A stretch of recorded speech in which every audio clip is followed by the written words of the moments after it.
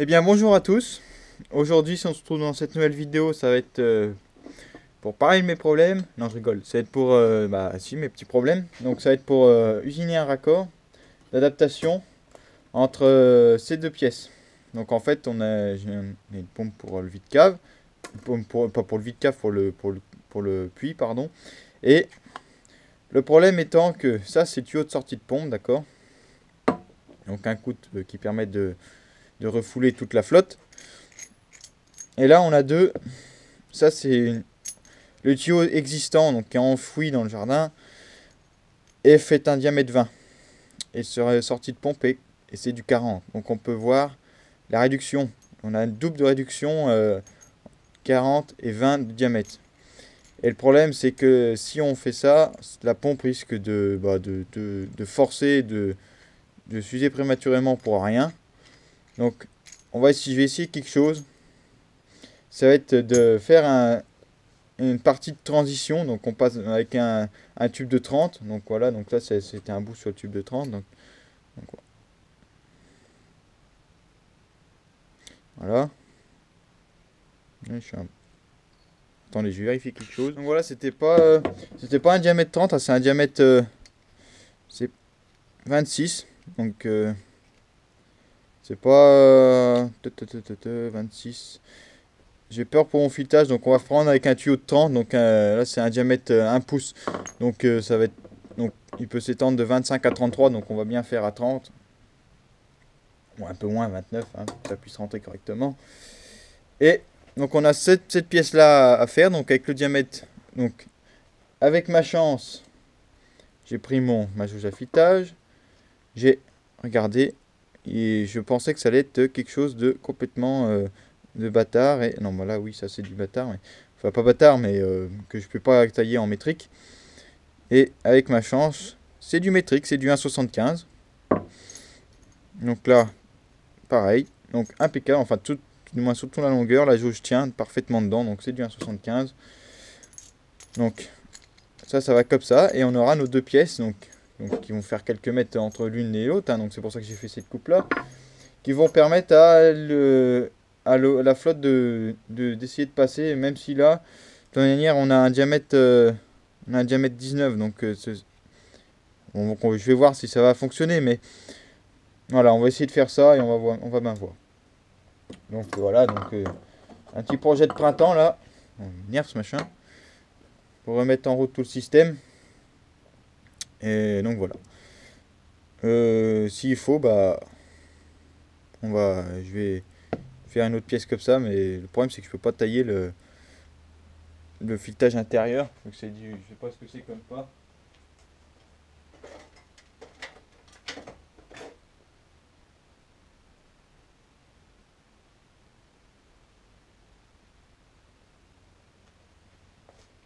Donc là d'autres des bouts de raccord, mais je sais pas. Donc on va regarder quand même si ça passe et quitte au pire si ça en fonctionnement, donc ce sera pas pour maintenant, mais si ça force, on pourra toujours agrandir de quelques millimètres cette partie-là et puis peut-être faire un chanfrein pour aider le fluide à passer dans tout le système.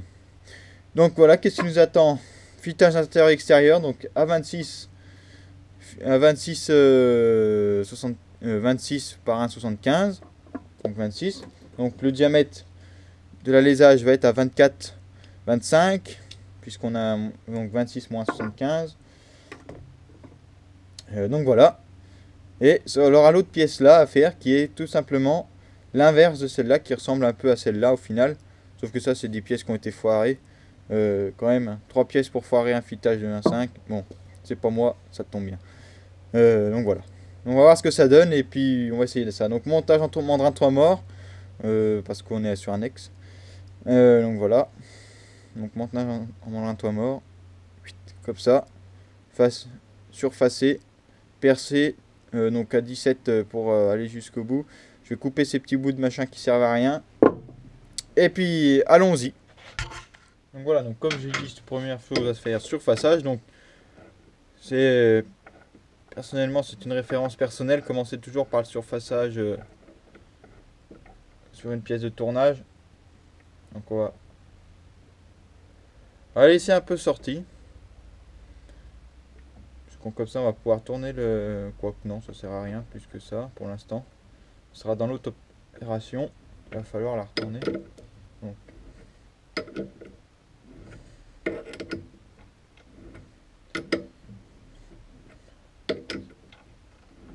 Donc voilà, on va y serrer quand même un minimum.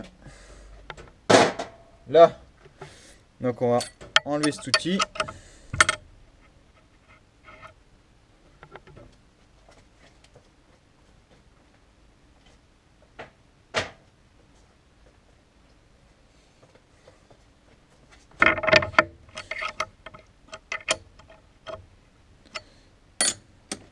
Voilà. C'est pas forcément un outil qui est utilisé dans le surfaçage, ça, mais c'est du laiton, ça, l'usinabilité est plutôt bonne. Putain, il va serrer. L'usinabilité, pardon, est plutôt bonne, donc on va essayer avec ça quand même, même si l'angle n'est pas fait vraiment pour couper de lait. Donc en acier, c'est sûr, ça irait pas, mais c'est du laiton, on va voir ce que ça donne. Donc voilà, je pense que ça pourrait bien le faire. Donc voilà, on va tourner une vitesse assez élevée quand même, pas trop non plus, mais...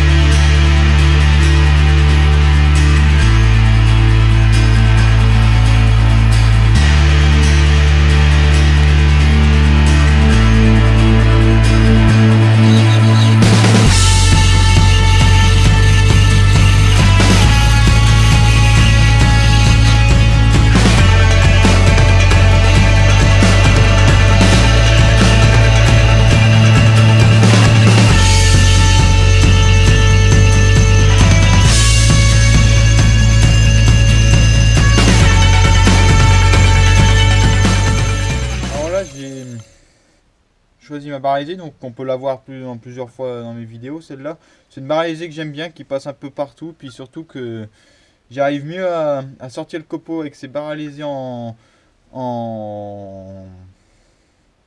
ARS, en usine en laiton, plutôt que les carbures. Donc ça, c'est une barre Iscar TCMT. Donc celles-là vont bien aussi, mais le problème de celle-là, c'est qu'avec le laiton, l'état est pas super. Contrairement à celle-là, ce qu'elle peut donner. Donc voilà.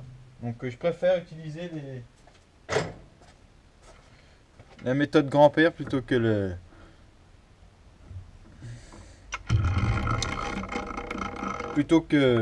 comment dire, les méthodes modernes, qui pour lesquelles des fois sont pas toujours formidables, d'accord.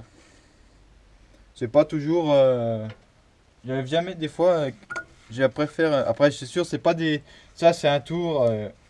Il n'est pas vraiment fait pour tourner avec des outils carbure, d'accord. C'est un tour qui est assez ancien, il est assez petit et les outils carbure sont assez gros.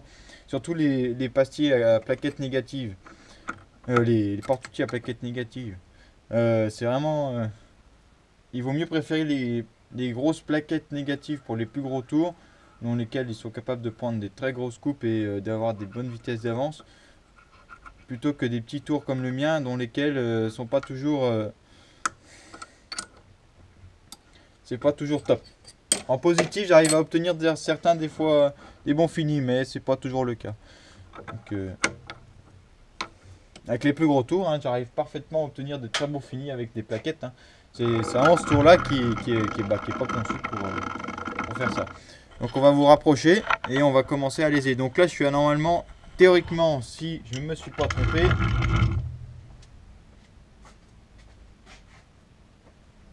enfin bon, c'est qu'une histoire de forêt, hein, vous voulez me dire, on va sortir le juste de paix, voilà.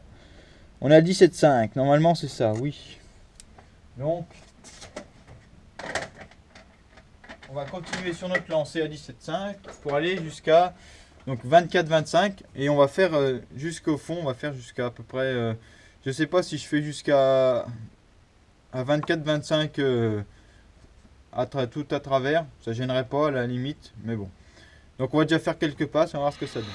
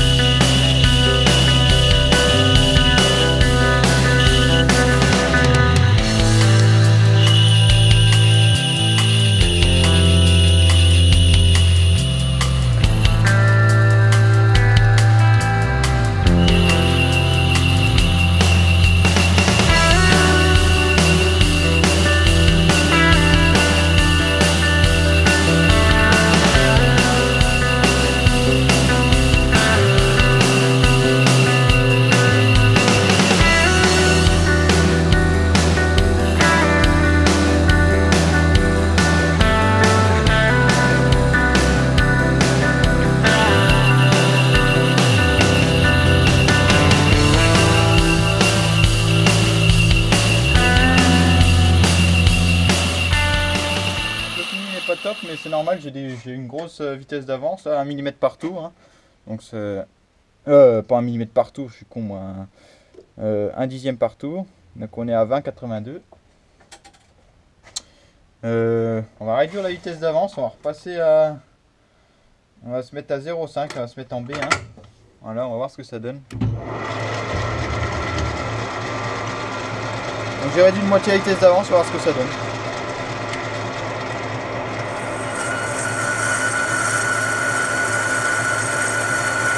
Les copeaux n'ont rien à voir.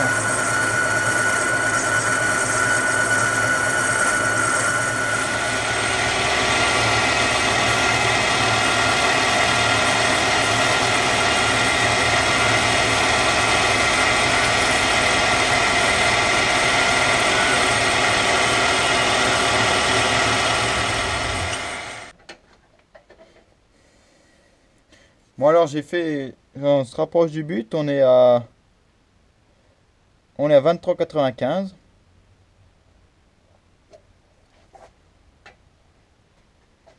va prendre 3 dixièmes. On n'est pas au centième près parce que de toute manière c'est pas un filetage qui a de l'importance, mais il faut quand même que quand on vise ce soit bon quoi.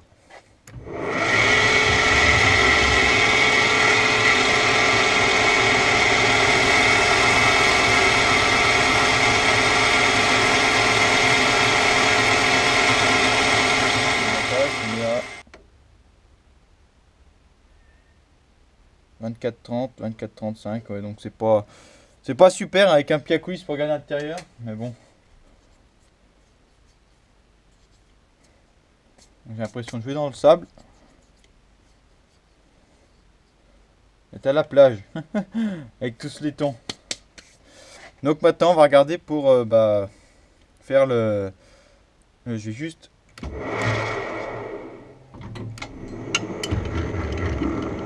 casser l'angle là.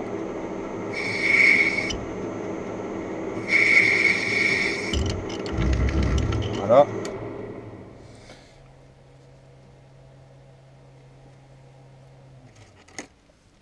Et donc on va pouvoir faire le filetage interne. Donc 2-3 petites choses quand même sur le filetage intérieur. C'est là qu'on ressort le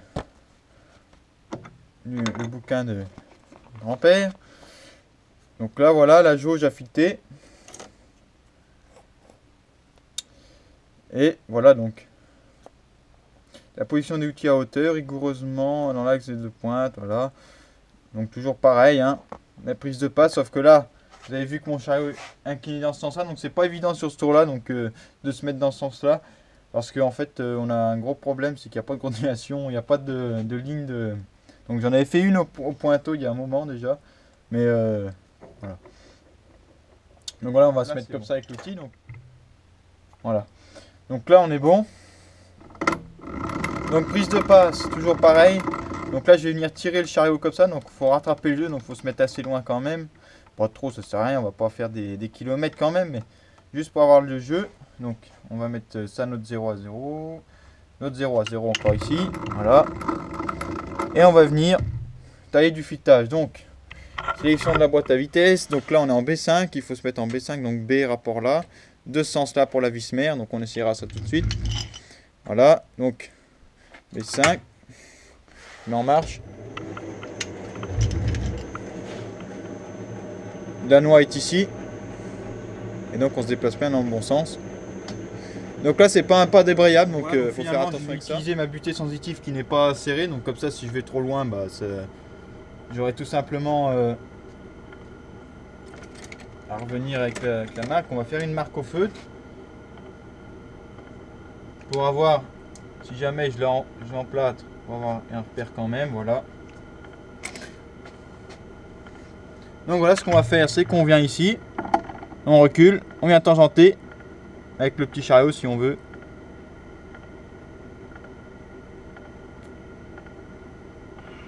Voilà, on écoute le petit le moment où l'outil coupe la matière, on se met à 0, les jeux sont rattrapés, on se met à 0 aussi sur le transversal. Donc chariot porte outil à 0, transversal à 0, d'accord. Je vais mettre un peu plus loin pour embrayer la vis mère. On tourne bien dans le bon sens. On a le bon pas. B5 1,75. Et donc là je viens reculer, je vais prendre, je sais pas combien, une grande graduation sur mon petit chariot.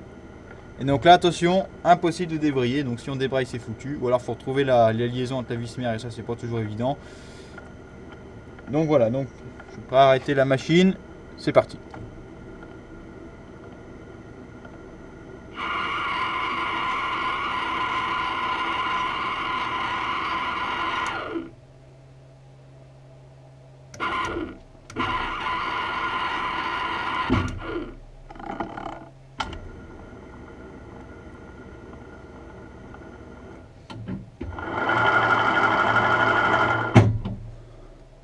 Donc on va quand même vérifier le filetage. Attention à ne pas débrayer la vis mère. Hein. J'étais un peu perdu, je sais pas si vous avez vu pour...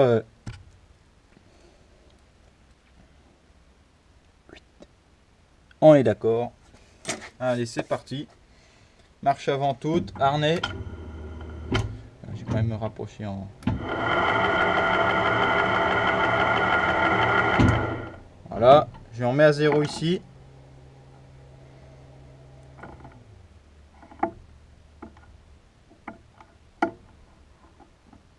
Voilà. Je prends une coupe. Et on est parti.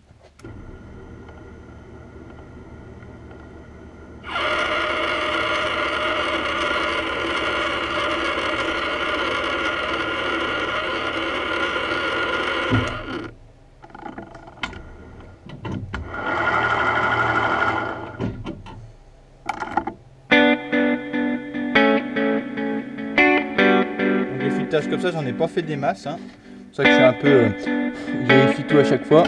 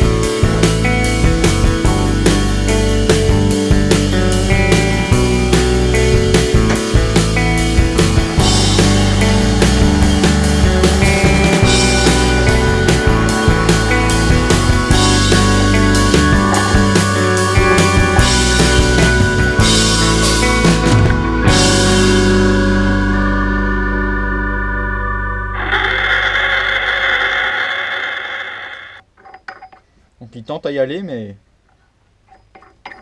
je pense qu'il mérite une petite phase de finition quand même.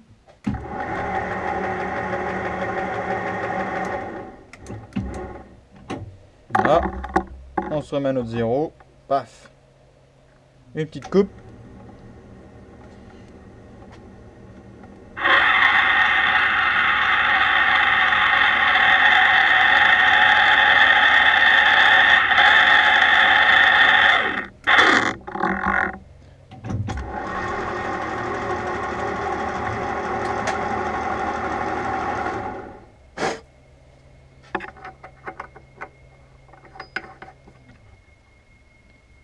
Un petit coup sur la fin encore. Sinon le... Même, putain, mais... Si j'ai fait tout tomber, ce coup-là...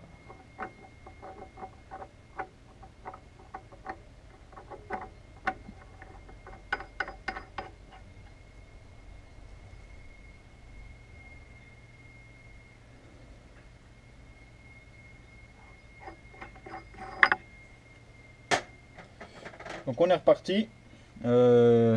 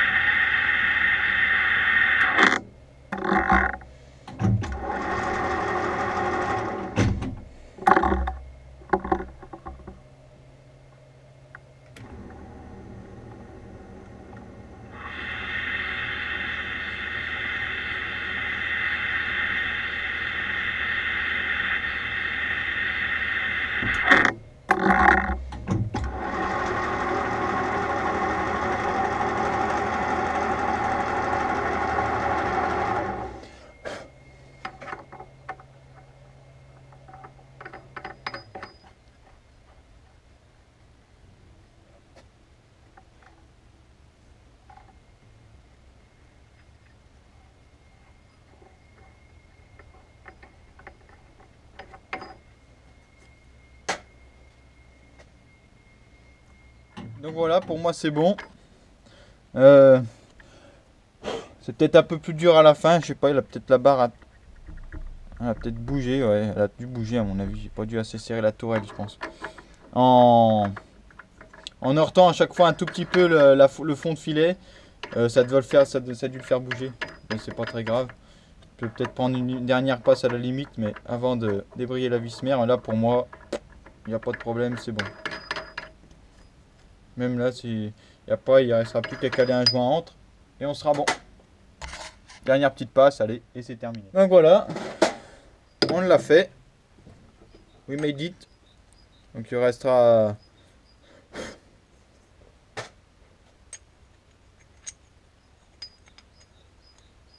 On remonte encore une fois.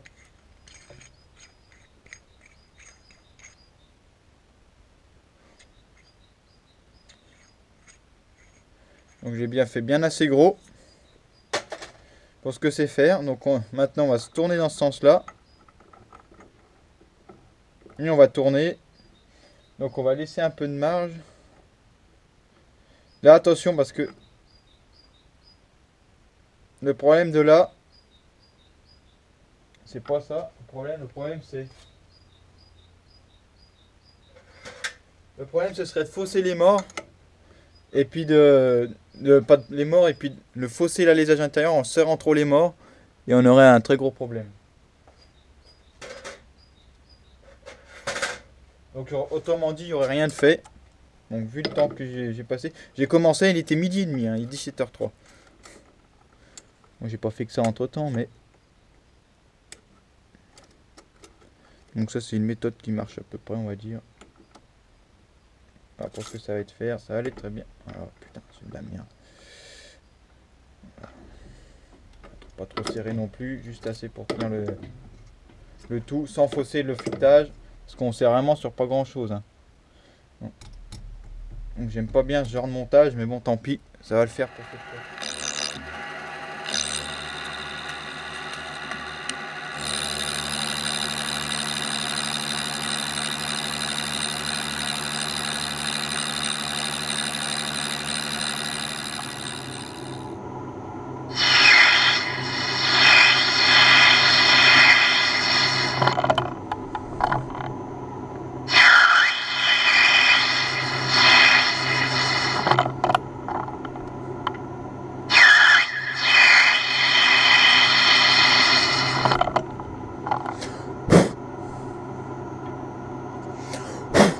Oh bah putain, le seul qui veut pas.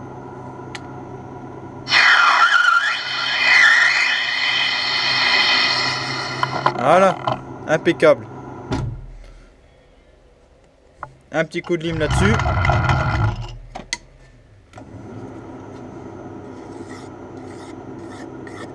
Voilà.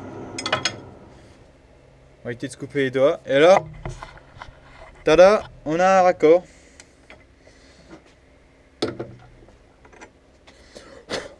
J'ai pas tordu le... ça à terre. Poser les armes. Voilà. Donc voilà, encore une bonne chose de faite. Donc pour la première fois dans la chaîne, on a pu voir un filetage intérieur. Et on dit bien filetage intérieur pour permettre... on dit filetage extérieur quand j'ai peut-être fait les motifs dans le mauvais sens. Mais bon.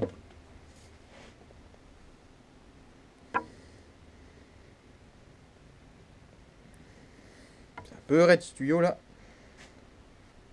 Va être encore plus descendre encore un chouille, mais en le chauffant ça va y aller. Je pense. Non, il est un peu raide. Bon, c'est pas très grave. Donc voilà la pièce. Filetage intérieur terminé. Et puis, donc on a bien cet emboîtement que je désirais. Et on aura l'autre qui ira en face. Bon, je ne vais pas le faire en vidéo parce que là, ça sera... vous avez pété un câble. Sinon, il y en a bien assez long de vidéo encore une fois. Donc voilà. Donc j'espère que cette vidéo vous aura plu. N'hésitez pas à vous abonner, à commenter. À faire part de vos suggestions, etc. On se retrouve très prochainement pour une vidéo. Donc, espérons-le. Pour un autre projet. Et moi, je vous dis en attendant, bon copeau. Et à bientôt. Allez, salut.